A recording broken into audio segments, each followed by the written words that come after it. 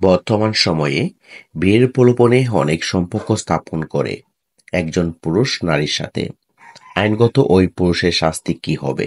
এরকম করিলে কত বছর জেল জরিমানা হতে পারে? আইনটি হল নারী ও শিশু নির্যাতন দমন আইন 2000 সংশোধনী 2025 নয়ের ক ধারাতে এর বিস্তারিত ব্যাখ্যা দেওয়া হয়েছে।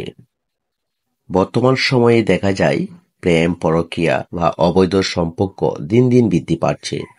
তার অন্যতম কারণ হচ্ছে স্বামী স্ত্রীর মধ্যে সম্পর্ক ভালো না থাকা বা সোশ্যাল মিডিয়ার মাধ্যমে একজন আরেকজনের সাথে অবৈধ সম্পর্ক স্থাপন করা।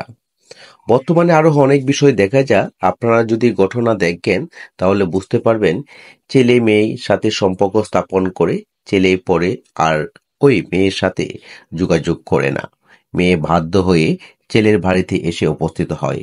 তখন ছেলে বিয়ে করতে অস্বীকার করে তখন করণীয় কি বা কি করবেন?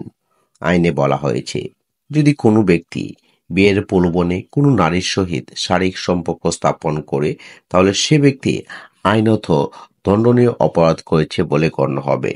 এবং আইনে এটাও বলা হয়েছে, বিয়ের প্রলোভনে যদি কোনো ব্যক্তি কারোর সাথে শারীরিক সম্পর্ক স্থাপন করে বা আস্থাভাজন সম্পর্ক স্থাপন করে এবং বিয়ের প্রলোভন দেখিয়েছে, পরবর্তী সময়ে সে ব্যক্তি যদি ওই মেয়েকে বা ওই নারীকে যদি বিয়ে করতে না চায় তাহলে সে বিয়ের প্রলোভনে 2000 সনের নারী ও শিশু নির্যাতন দমন আইন সংশোধনী 2025 নয়ের খ ধারা মোতাবেক অপরাধ করেছে বলে গণ্য হবে এবং সেই ব্যক্তি যে কোনো বর্ণনা কারাদণ্ডে যাহার শাস্তি 7 বছর হতে পারে এবং ইহার অতিরিক্ত অর্থদণ্ড দণ্ডিত হতে পারে।